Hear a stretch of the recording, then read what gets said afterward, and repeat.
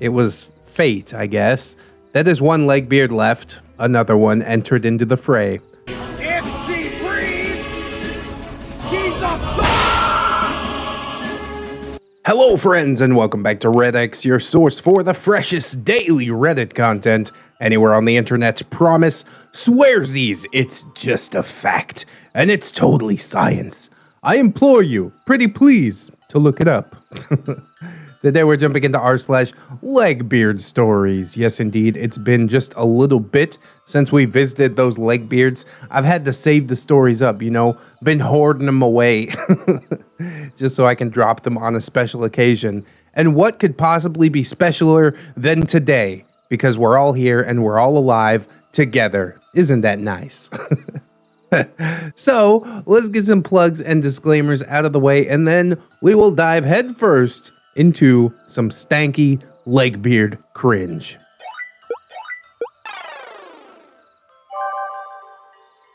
Yellowbeard and Anime Beard, the worst Legbeards I have seen. Well, don't build it up too much. Hello, I'm Voyage. Obviously, I don't know if this counts as Legbeards, but I thought it was worth posting after watching ReddX's videos, and I thought this probably classes as Legbeards anyways, so let's get into it. Yeah, they probably Legbeards if you think they're Legbeards. I don't know. OP is yours truly, Anime Beard, the first Legbeard, who I met through some mutual friends, and Yellowbeard, the second and worst of these two Legbeards. I was talking to my friend, and he sent me a Discord server that his friend was in, so I joined and talked a bit, and then I was added to a group chat with the Legbeards of mention. Well, see, there's your first mistake. Joining the Discord server and then being pulled away from that server to a private group, it's never good news, basically. I will never participate in that. Anyways, Anime Beard was obsessed with JoJo's Bizarre Adventure and wouldn't stop talking about how hot Jotaro was. And Yellowbeard was more unique, I would say. She's not like other girls. She was also obsessed with anime and made a fucking fan fiction about me and Anime Beard. I'm not even joking. I can screenshot it if I can find it again. Well, yeah, you should probably do that. So I was talking in the group chat and I got asked, Anime Beard, do you have a crush? Hee hee. This might not have been how it started, but it's fuzzy when I think about it. OP, yeah, but she has a boyfriend, sadly. Anime Beard. Try to get them to break up. OP, no. If she's happy with him, it's fine. She then proceeds to keep calling me a gentleman. Did she tip her fedora to you? During the period of time that I knew Anime Beard and Yellowbeard, Yellowbeard would repeatedly ask me for nudes. Ooh. And ask me out, which I obviously said no to, but that didn't stop her from asking or saying that I made her horny. Oh, this is so cringy.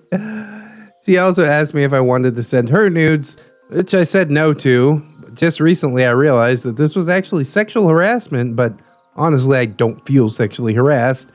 Anime Beard also made fun of a friend that I had and said that she self-diagnosed a mental illness. I won't go too far into what happened out of respect for my friend, but I got really mad about this and ended up blocking her. Then she DM'd me on Instagram saying that I was being oversensitive. And then she started to tell a sob story about how she had anxiety and that me and my friends were the only good people in her life. And I haven't talked to him since. Sorry for the short post. I don't have any more experience with these two, but I thought this would be a good way to get things off my chest. See ya. Oh, Discord drama. I hate covering Discord drama because it usually ends up being like pretty inconsequential. The fact that she followed you to Instagram is pretty worrying, but yeah, that block button comes in handy, man. Block 'em, mute 'em, IDGAF, whatever. An interesting point was brought up, though, that, she is sexually harassing you. But even if you don't feel sexually harassed, it is sexual harassment. You know what I mean? She probably needs to get told off so that she doesn't continue doing this to other people who might feel more uncomfortable than you feel. And if you do feel uncomfortable, it's okay to say so. We were talking about this in my Discord server just a couple of days ago, Guys Guys don't generally feel like they can talk about feeling sexually harassed because other dudes or even just people in general might give you the response of like, oh, what, you didn't like it, bro? What's wrong with you, dude? What's wrong with me is that I have a personal bubble and you need to get the fuck out. I don't owe you nudes. I don't owe you time. I don't owe you attention.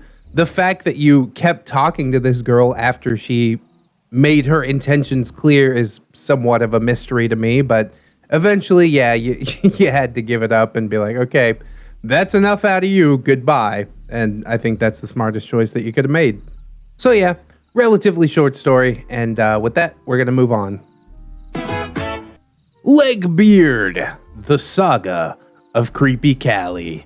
There are 3 parts to this. I could only fit 1 in this video. Like I said, I'm saving them. I'm hoarding them.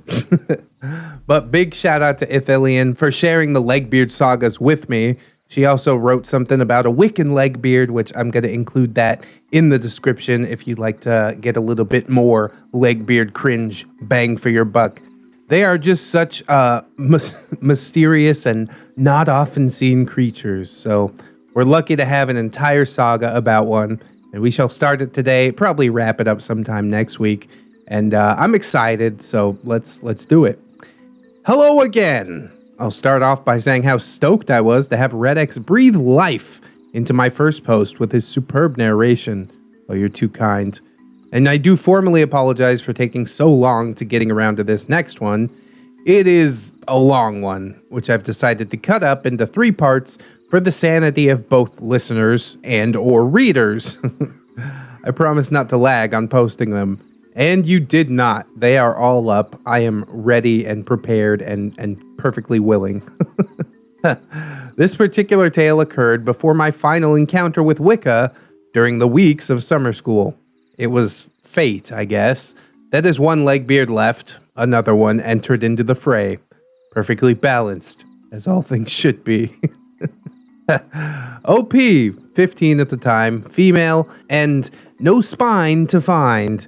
Maya, my best friend, Eric and Sean, 2 other friends of mine, Kreepy Kali, or Leggy.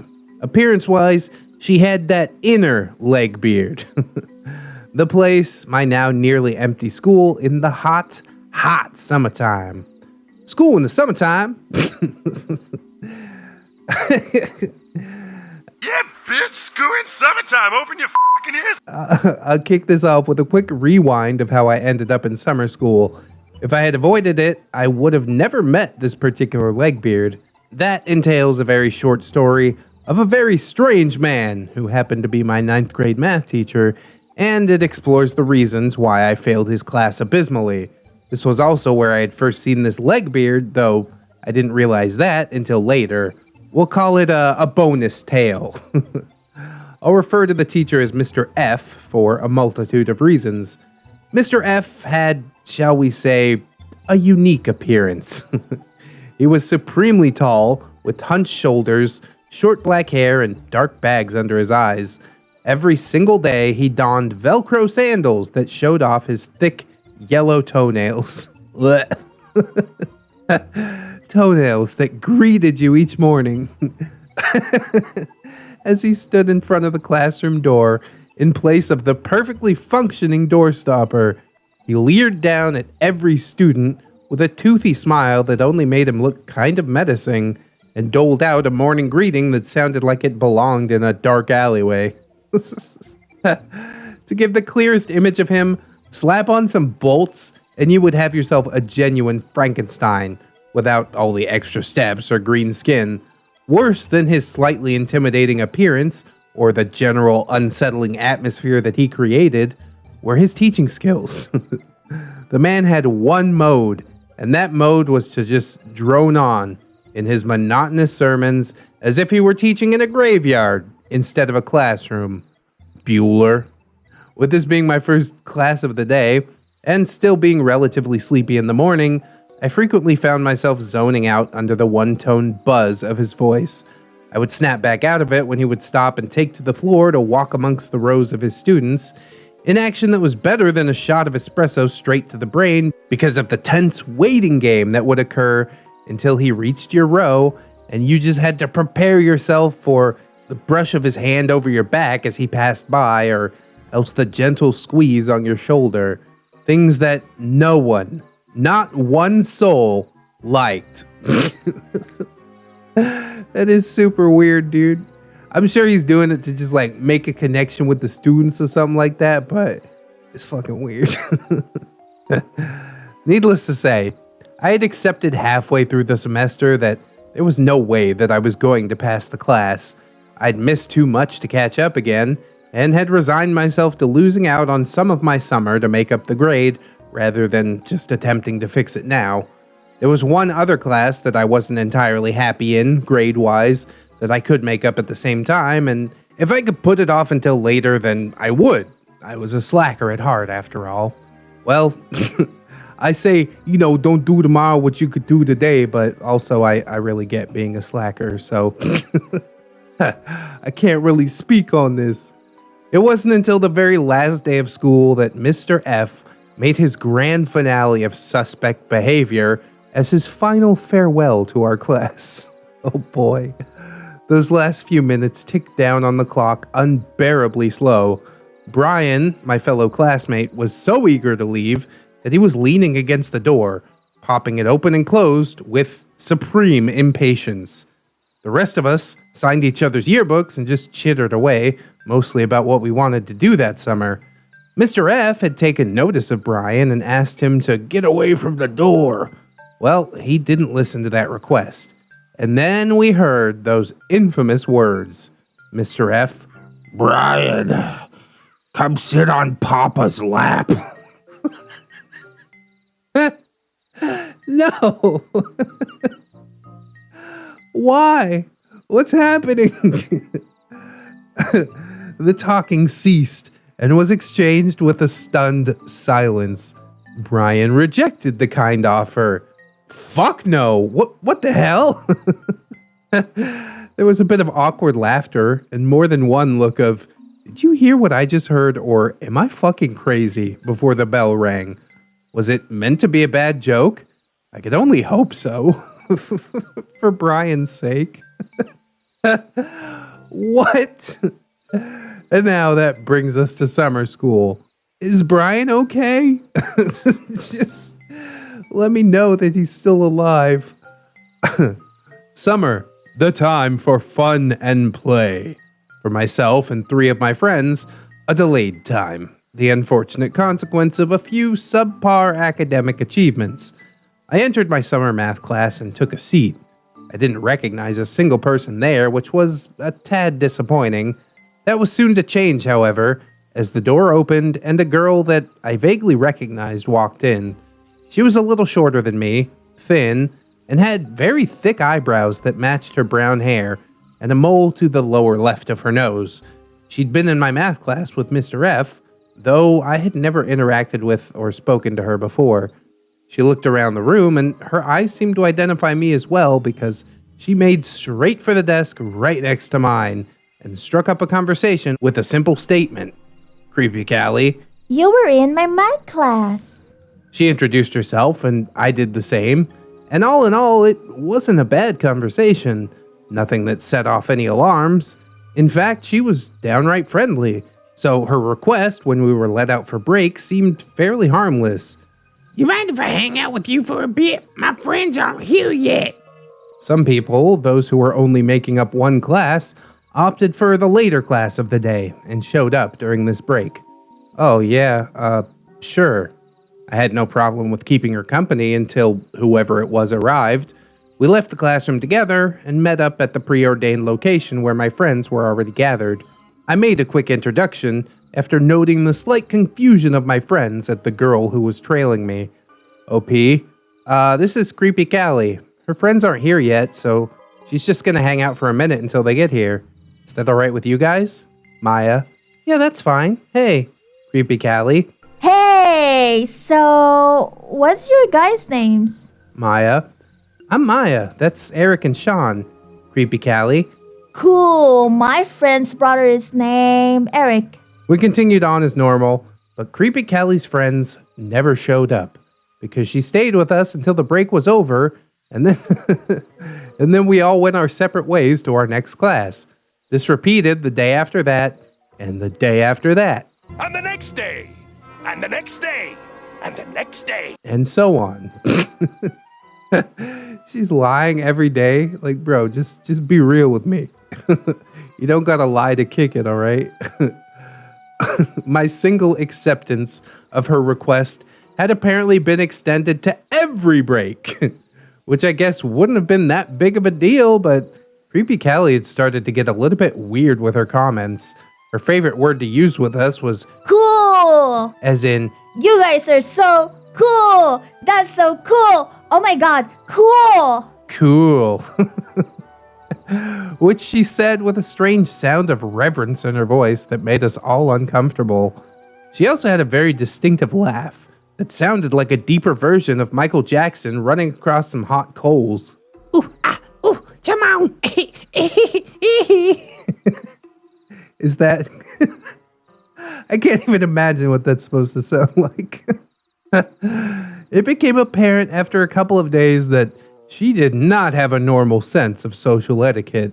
She would stand too close, stare intensely for too long, and make comments like she was starstruck by completely average conversations or stories, which then turned those conversations or stories more than slightly awkward.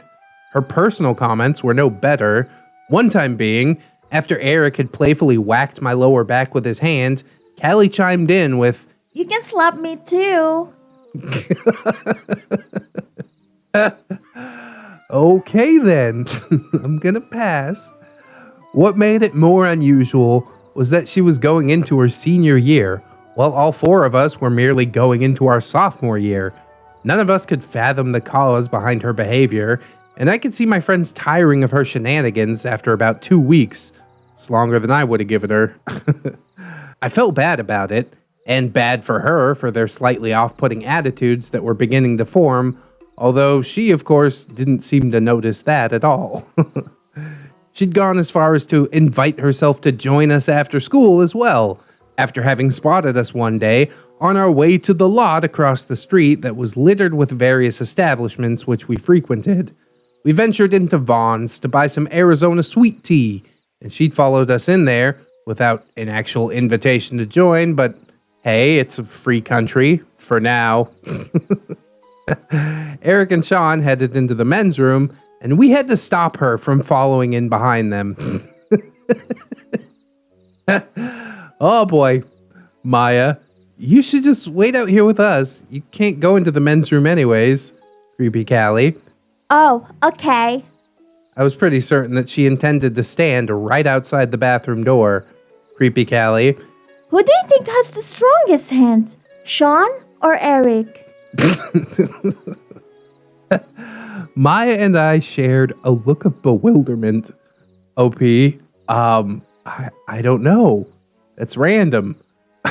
She then said something so out of the blue bizarre that I still think about it to this day. Kreepy Kali. They're always carrying around their skateboards, huh? They're probably really good. OP, yeah, they're pretty good, I guess. Kreepy Kali. Maybe Eric could teach me and I could fall on top of him. And then we could kiss. Maya. Okay. Oh no, that would not be happening. We waited until she left for her volunteer job and then quietly debated between the two of us if we should reveal what she had said, and decided that since she might be planning some weird shit, they should probably be warned about it. Sure enough, it came to a head when a few days later, who should show up with a skateboard but Kreepy Kali? Oh, I love this. It was ignored at first until she had asked if they could Teach her to skateboard. Unaware that we had already spoiled her plan, Eric had replied with a flat no. And the subject was dropped. After verbally abusing each other in a friendly fashion for a few minutes, Kreepy Kali interjected again in her usual style. Kreepy Kali. That's so funny. You guys are so cool. Oh man. The cringe was just too real. Perhaps it was the way she drug it out, or maybe it was the spooky look on her face, but my friends had had enough. I could tolerate a lot, but their breaking point had obviously been met. The bell rang, and the moment she was out of earshot, they turned on me like coyotes at nightfall. Eric, OP, you have to get rid of her. OP, what? How? Eric, just tell her to go away. OP, I can't do that. Sean, if you don't, then we will. OP, that's fucking mean. I'm not doing it. You go ahead. Maya, that is kind of mean. Alas, being an asshole was not an issue for two teenage boys. The next day, they held true to their words. Right to her face, without any hesitation. Eric, can you go away? Kreepy Kali. Why? Eric, we don't want to hang out with you. It did hurt me just to witness it. I mean, I felt bad for Kreepy Kali, but I couldn't force my friends to put up with her alarming comments or company, and hell, I kind of wanted her gone too. Kreepy Kali, however, was unfazed and just laughed it off. Sean, seriously, go. Kreepy Kali. Shut up, guys. Oh, I just love it. Oblivious beards are best beards. The only result of this confrontation was for her to speak only to Maya and myself for the rest of the break, and ignore Sean and Eric's comments that they weren't joking. It would only get worse later that day. After being let loose from the cage, we'd cross the street and were on our merry way to cut across the store parking lot and hang out at the local park for a while, when I heard the faint but growing sound of my name being called. Sean sighed. Oh God. And I knew who it was too. I glanced to the left, out of the corner of my eye, and saw her hurrying across the school's office parking lot to the sidewalk. The call grew louder until it was quite literally screams. OP! OP! Oh, that sight. That unwelcome picture of Kreepy Kali with her face as red as a tomato from the effort it took to scream my name as loudly as she did. Everyone looked. Everyone heard. That's some good cringe, man. The one thing we did have on our side was the fact that she couldn't run across the street. There were some extremely strict rules about jaywalking near the front of the school, and the single crosswalk was always guarded by campus security before and after school.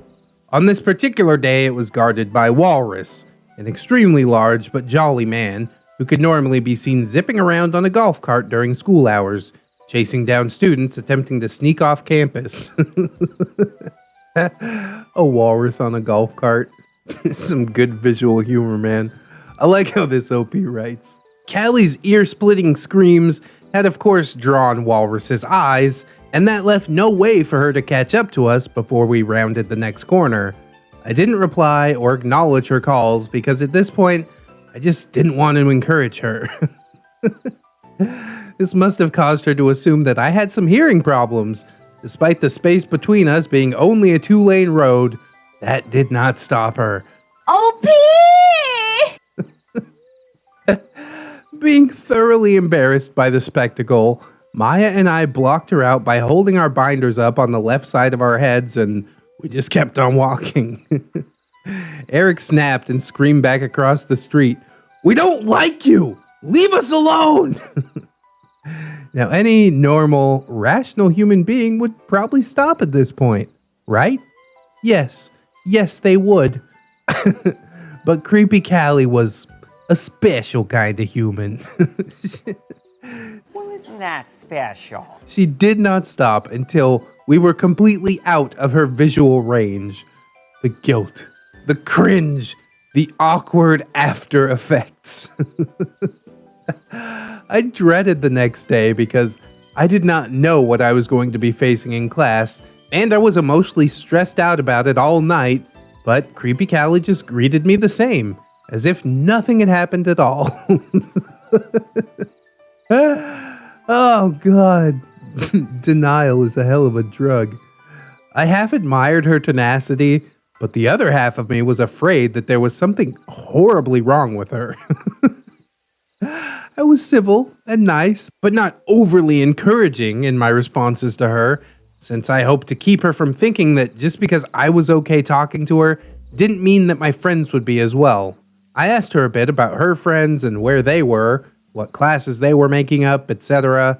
I tried to keep it light and inconspicuous because I was really trying to gauge if she actually had any, since I started to wonder why she never talked about them or why they wouldn't care that she had been ditching them for us since summer school began. OP, bro. If the pieces haven't fallen into place by now. When the bell rang for break, I packed up my stuff and said, "I'll see you tomorrow," and walked ahead without her, feeling like an asshole. She trailed after me for about a minute at a sluggish pace, but was nowhere to be seen when I stopped at the newly chosen meetup spot. I did see her later on with a small group of people, and was almost unsurprised to see a few of the weird anime kids mixed into that group. It offered a small, though possibly unrelated, explanation of her behavior, and I was glad that she did in fact have people to hang out with besides us. She did attempt to follow us after school a few more times, but gave up pretty easy. I kept things casual in class, and we made it through the rest of summer school without incident. Oh, but Kreepy Kali would make her return. Yes, indeed. Greetings to ReddX, and to everyone else, enjoy the rest of your day.